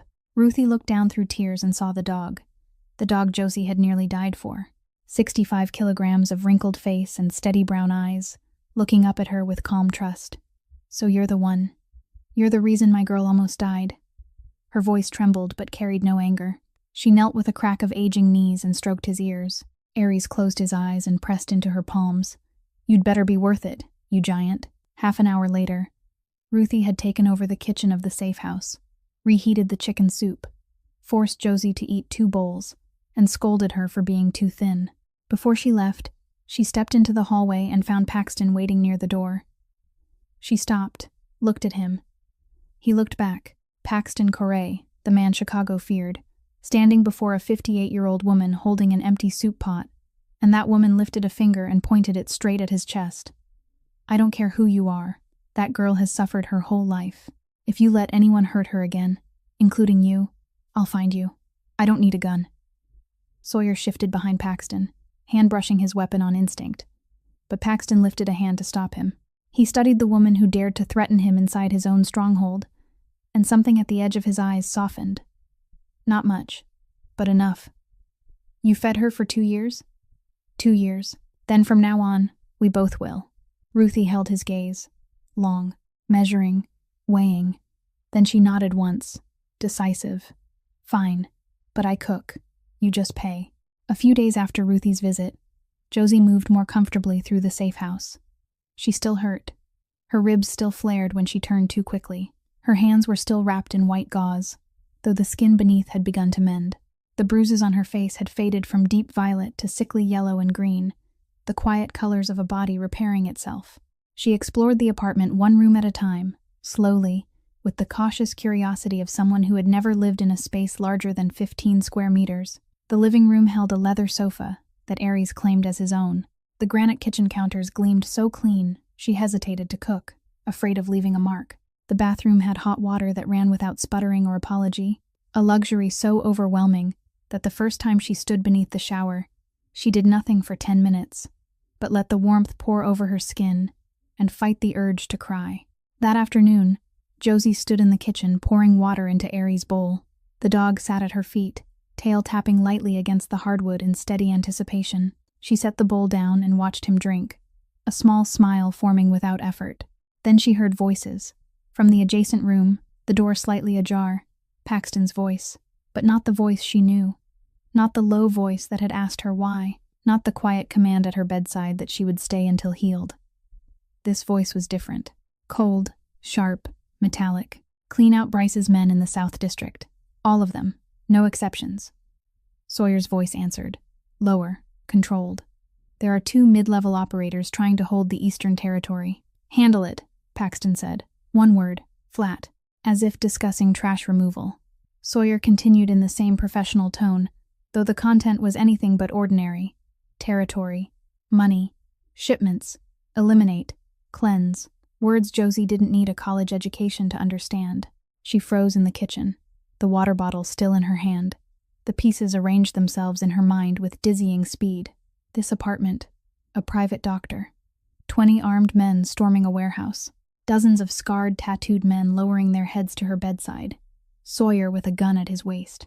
And Paxton Correa, the man who had sat beside her in a blood-stained suit, was not a businessman. Not merely wealthy. He was the boss. Mafia. Her heart climbed into her throat. The bottle trembled in her grip, water sloshing over the granite and dripping to the floor. Aries lifted his head, stopped drinking, ears alert. Josie set the bottle down carefully, trying not to make a sound, then stepped back. Instinct surged. Old instinct. The foster care instinct she'd learned at 4 years old. When the environment shifts toward danger, run. Run fast. Don't look back. Don't trust anyone, because every time you trust, you get hurt. She retreated into the bedroom, closed the door, sat on the edge of the bed, arms wrapped around her knees, breath coming too fast. Her eyes scanned the room for exits. Front door, guarded by Sawyer. Window, 12 stories up. Fire escape at the end of the hall, maybe reachable if she moved quickly enough. She trembled. Not because she feared Paxton. If he had wanted to harm her, he could have done so already. He didn't need to rescue her and sit 3 days beside her bed just to destroy her later. She trembled because she feared herself, feared that she had begun to believe in this apartment, in 3 meals a day, in steady hot water, in the man who had asked her why, without cruelty in his voice. Every time in her 27 years that she had allowed herself to believe a place was home or a person was safe, it had ended in pain. 7 families, 7 times she believed. 7 times it shattered. Tears rose hot and angry, falling onto her knees. Not because Paxton was Mafia, but because she had started to feel safe, and now she didn't know whether she was allowed to. Nails tapped softly against hardwood outside her door, then a gentle, patient scratch. Josie opened it. Aries stood there, leg in a cast, tail wagging slow and steady, brown eyes calm. He had followed her, as always. He limped inside, moved to the bed, and rested his heavy head against her thigh. Warm, solid, familiar. Josie looked down at him. This dog had been tortured beside her. This dog had pressed against her body through 3 nights on freezing concrete. He hadn't left her side even under iron chains and metal batons. He trusted her, and he trusted Paxton. He had recognized Paxton in the warehouse. His tail had wagged. He had slept on Paxton's bed for 5 years. He knew who that man was, and he was still here. Josie's breathing slowed. Her hand moved to Aries' ear, fingers sinking into warm velvet fur. She remembered the last time she ran. 17 years old, fleeing her final foster home, running to the streets, losing everything. 10 years later, what did she have? A 15-square-meter studio, half a packet of noodles, and loneliness. This time she had Aries. This time someone had come looking for her. What she feared losing now was larger than what she feared facing.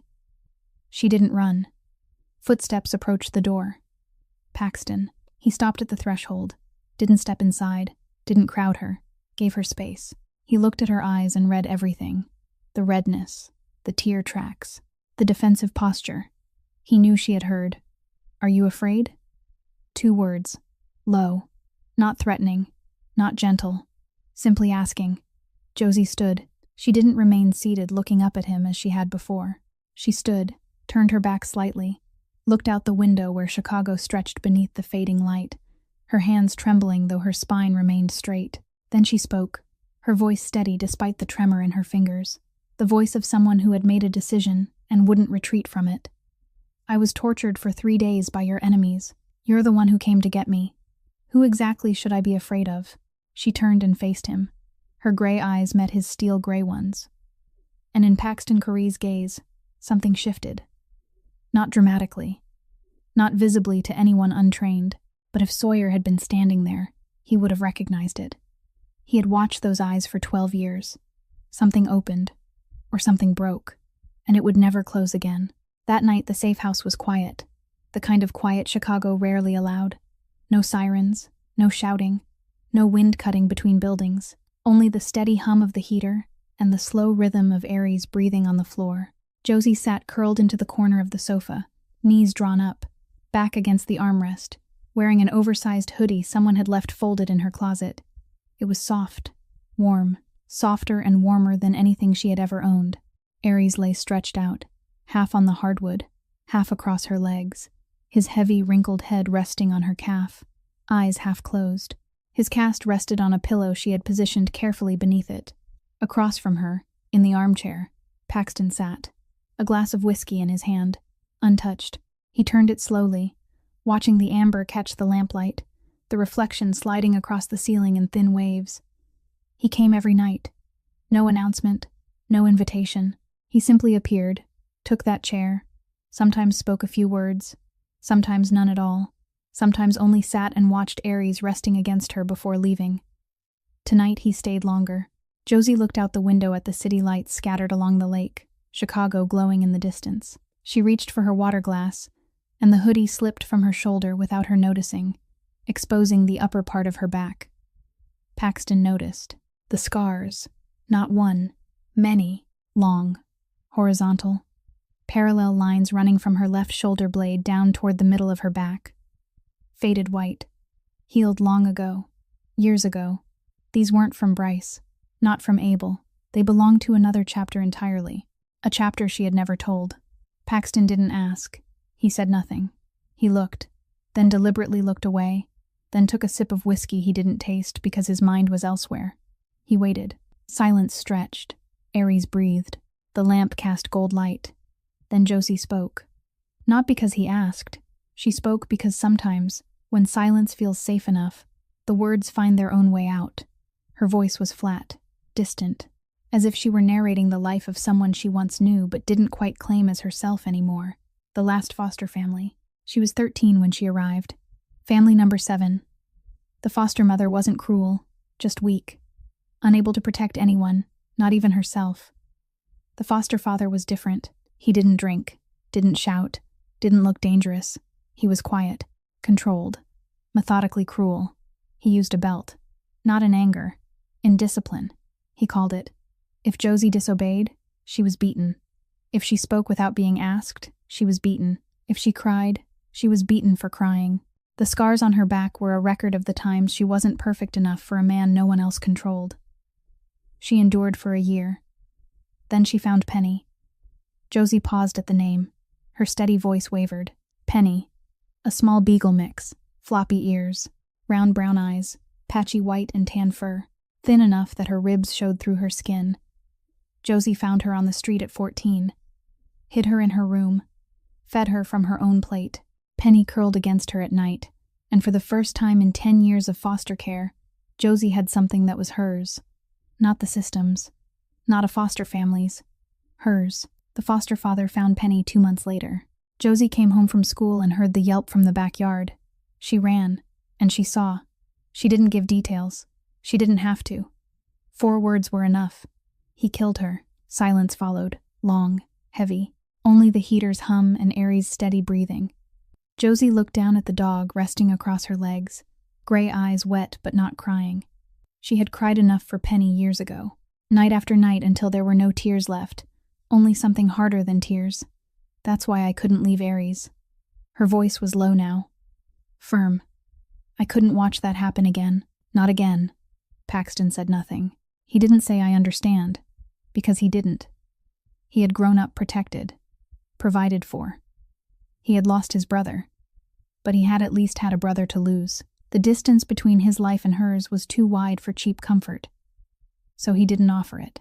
He simply reached across the space between their chairs and placed his hand over hers, not gripping, not squeezing, just resting there, warm, solid, letting her know he was here, letting her know he had heard, letting her know this hand didn't strike. After a long moment, Paxton spoke, his voice lower than she had ever heard it, lower than when he gave orders, lower even than when he spoke to Aries in the morning. Nico did the same. My brother saved Aries from a bad place. He was starving, locked in a metal cage at a black market yard. Nico brought him home, bathed him, slept with him that first night. He stopped, looked at Aries lying across her legs. The dog his brother had rescued, the dog she had kept alive. You remind me of him more than anyone I've ever met. Josie didn't answer. There were no words she needed. She simply turned her hand, palm up, allowing his hand to rest inside hers, not gripping, not holding tight, just there. 2 hands touching in soft yellow light. Aries sensed the shift in the air.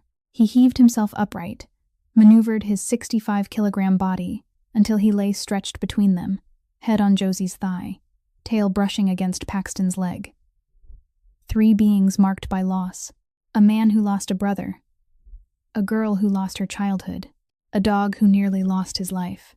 Sitting in the quiet of a 12th floor apartment, needing nothing more than the honesty of silence. 2 nights later, just past midnight, Paxton left the safe house without telling anyone except Sawyer. Josie was asleep. Aries curled beside her on the bed, his massive head resting over her stomach, his tail twitching slowly in whatever dream dogs are allowed to have. Paxton stood in her doorway for a long moment, watching them. Then he turned and walked away. He didn't tell her where he was going. She didn't need to know. Sawyer drove in silence. 2 men sitting in the dark, dashboard lights washing faint color across faces carved from restraint. Neither spoke during the 30-minute drive across the city. They reached the Western Industrial District just before 1 in the morning. The same district, the same road, the same warehouse. Paxton had ordered everything left untouched after the raid. No cleaning, no repairs, nothing moved. The steel door still bent inward from the battering ram.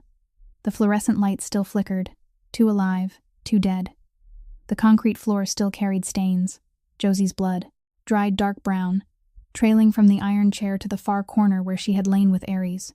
The chair remained bolted to the floor, the old rope still draped across the armrests, and in that chair now sat Bryce Hadley, wrists bound to the arms, ankles tied to the legs, exactly the way Josie had been restrained.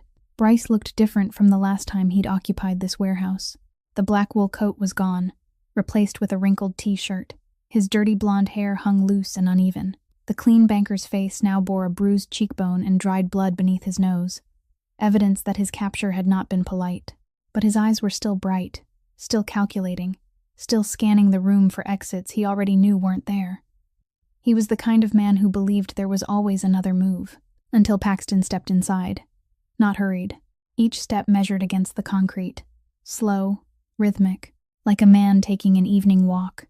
He wore a black suit, black shirt, black shoes. He looked as though he were arriving at a gala rather than an abandoned warehouse at 1 a.m. In his right hand he carried a small cloth bag. He stopped in front of Bryce, didn't speak at once.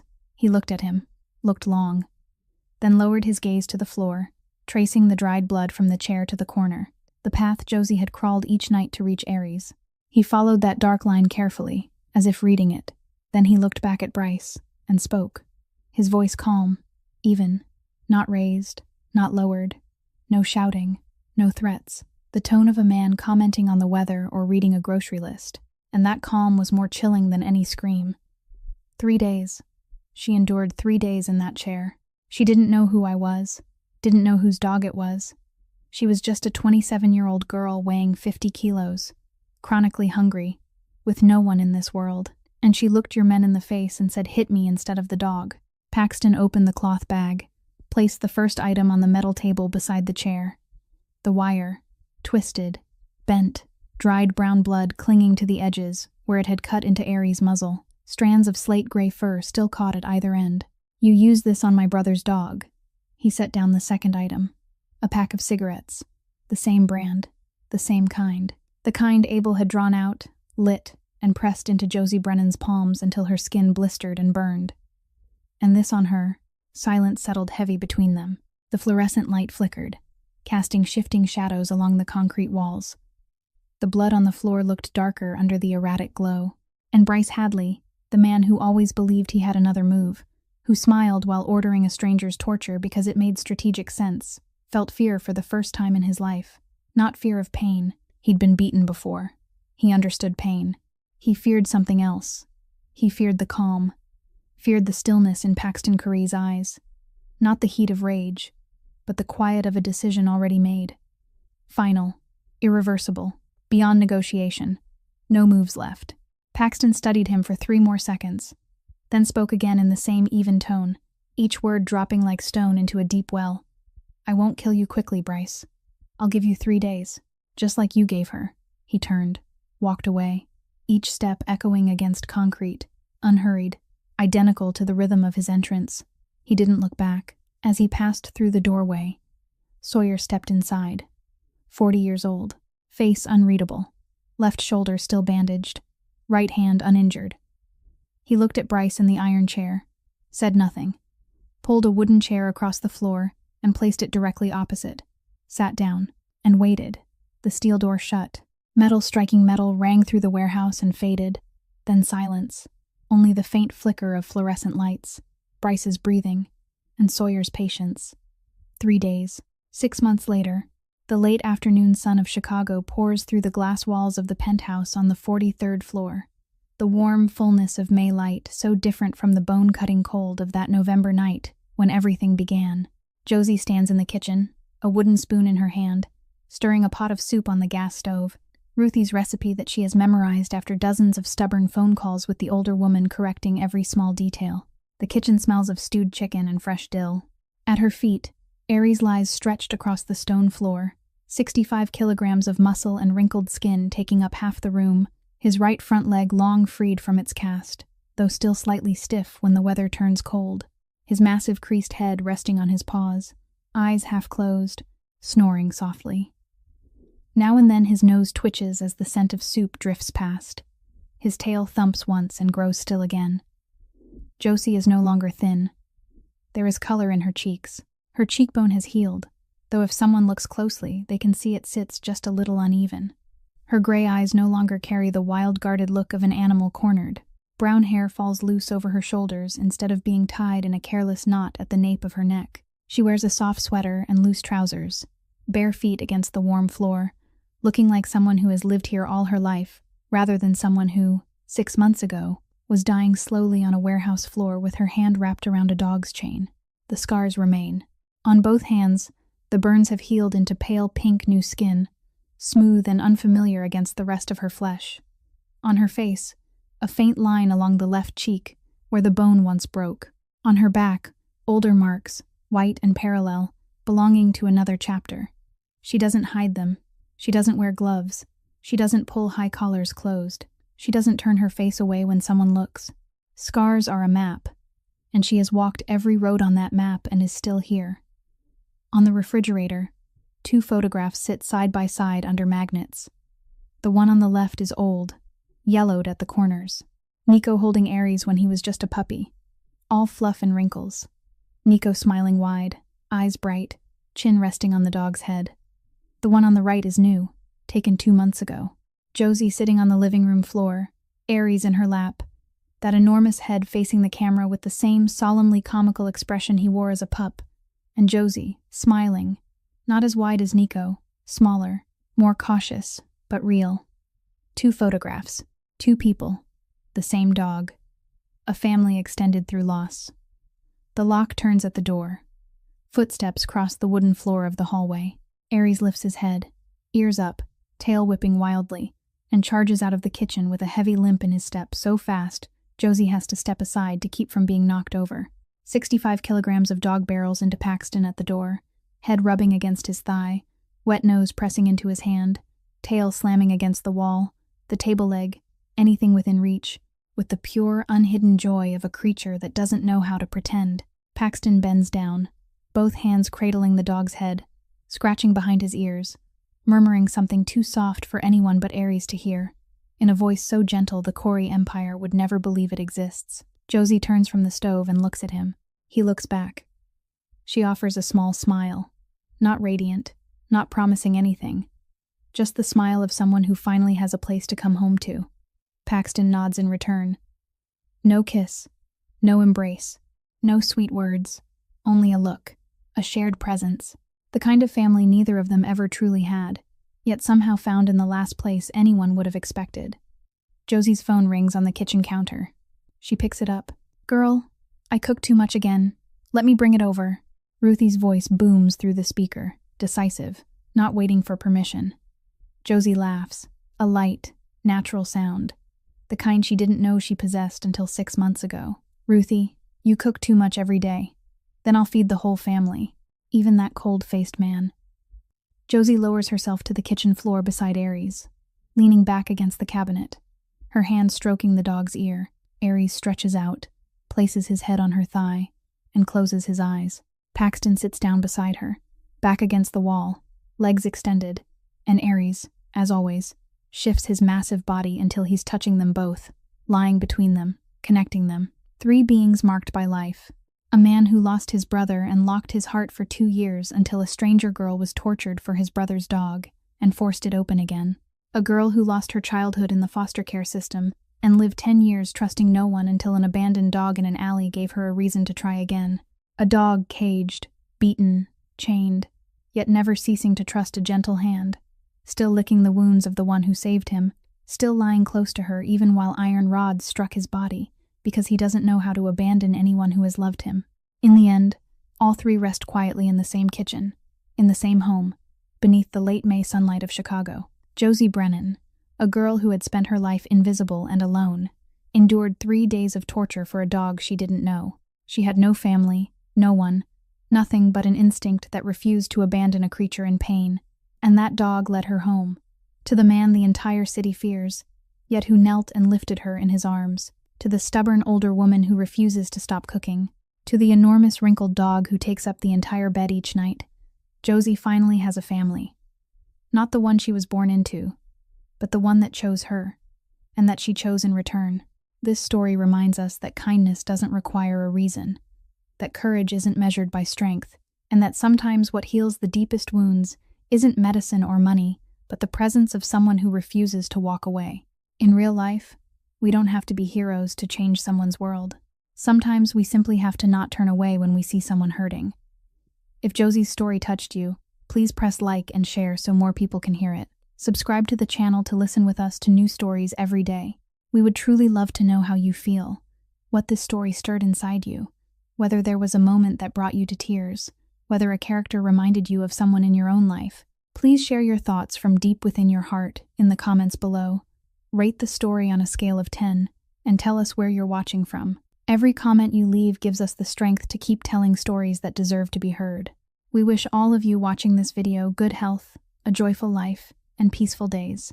Goodbye, and we'll see you in the next video.